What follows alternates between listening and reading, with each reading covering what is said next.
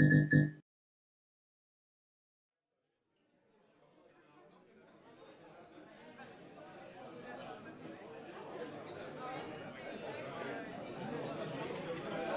Joël Viry, un industriel dans le domaine de la plasturgie. J'ai un petit groupe industriel avec une société à Oyonnax et une société en Tunisie. Et je dirige aussi pour un groupe industriel assez conséquent une entreprise dans le Jura, dans l'automobile.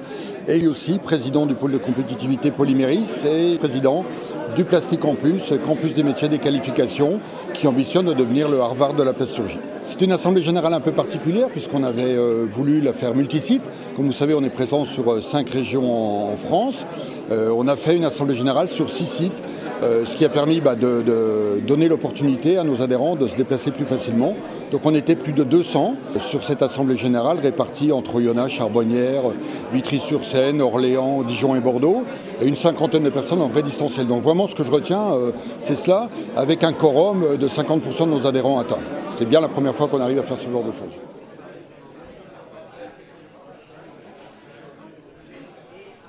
Quelques chiffres, c'est un peu plus de 600 adhérents, globalement 60% d'industriels, essentiellement des PME. C'est assez significatif de notre domaine d'activité, où globalement la plasturgie, le caoutchouc sont plutôt, à part quelques grands groupes, c'est plutôt des PME qui agissent sur ce marché.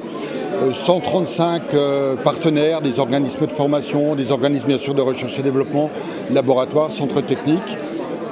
Et un chiffre qui est assez important, vous savez qu'aujourd'hui on fête nos 20 ans, le chiffre majeur c'est 380 projets labellisés depuis 20 ans qui ont levé 1,13 milliard d'euros, je dis bien milliard, 1,13 milliard d'euros de financement et donc une création importante d'emplois ou des emplois maintenus qui auraient pu disparaître. Le fait marquant de ces 20 ans, c'est une évolution importante. Alors, c'est vrai que les pôles ont été créés en 2004, donc je pense que même le gouvernement ne savait pas trop au moment de la création des pôles où il allait. Aujourd'hui, on peut constater quand même que le nombre de pôles était monté à 80, 90 à un moment donné. Le nombre de pôles s'est recentré. Et aujourd'hui, l'important, c'est les pôles qui ont réussi à évoluer, se développer. On est parti d'un pôle qui était présent sur la région Rhône-Alpes à l'époque, puisque la fusion avec l'Auvergne n'existait pas, et qui aujourd'hui est présent et est un pôle majeur en Europe. Donc ça, c'est vraiment le fait marquant de ces 20 ans, c'est cette dimension régionale qui est ensuite devenue une dimension nationale et aujourd'hui une dimension européenne. Le terrain de jeu maintenant, effectivement, c'est l'Europe.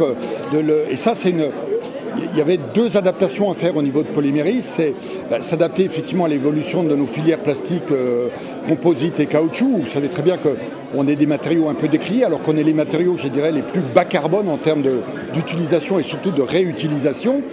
Mais ça, on a su le faire assez facilement. Par contre, ce qui était plus compliqué à faire, effectivement, c'est de changer notre terrain de jeu d'une région à prendre cette dimension nationale et ensuite cette dimension européenne qui est fondamentale. Aujourd'hui, pour parler un peu de chiffres, l'Europe met à peu près 200 milliards dans le plan actuel sur l'innovation. Le prochain plan, et les chiffres qu'on entend, c'est plutôt 400 milliards. Donc l'innovation sera beaucoup plus portée par l'Europe que par les pays européens. Des projets marquants, on en a plusieurs, mais j'ai en tête un projet là sur le territoire il y a pas très longtemps. Vous imaginez, vous voyez les traverses de chemin de fer, grosses traverses en bois, en chêne, qui vieillissent relativement peu rapidement, mais qu'il faut quand même remplacer tous les 30 ou 40 ans. Et il y a un industriel du territoire, pour ne pas le nommer AG-Plast, qui s'est dit mais plastique recyclé, on ne peut pas l'utiliser partout. Par contre, en faire un objet durable et en faire des traverses de chemin de fer, pourquoi pas? Simplement, le plastique n'a pas nécessairement les mêmes propriétés mécaniques que le bois. Donc son intelligence a été de dire, mais il faut que je fasse des traverses qui soient mi-bois, mi-plastique. Et il a mis au point un process avec notamment l'aide de fabricants de presse sur le territoire, la société Bion, et d'autres acteurs du territoire. Il a mis au point un process et aujourd'hui, il est capable de livrer à Réseau Ferré Français des traverses qui vont utiliser un volume de plastique entre guillemets rebut de manière importante. Alors, les projets pour les 5 prochaines années, on se rend compte quand même qu'on a 2 tendances très fortes. Et effectivement, dans le défi 2030, on en a vu une qui a fortement émergé et la deuxième était sous-jacente. La première, c'est la notion de réutilisation, le défi du zéro rebut, le défi de ne pas d'utiliser de produits carbonés. Alors, avec une nuance quand même, et je tire l'attention, c'est que on dit toujours le plastique est nocif et parce qu'il vient du pétrole. Sauf qu'aujourd'hui, on extrait du pétrole pour en faire du carburant et il reste un résidu qui s'appelle le naphta, à partir duquel on fait le plastique. n'oublions jamais que si on ne fait pas de plastique, il faudra quand même traiter le problème du naphta. Voilà, je le dis parce qu'on l'oublie quand même relativement souvent.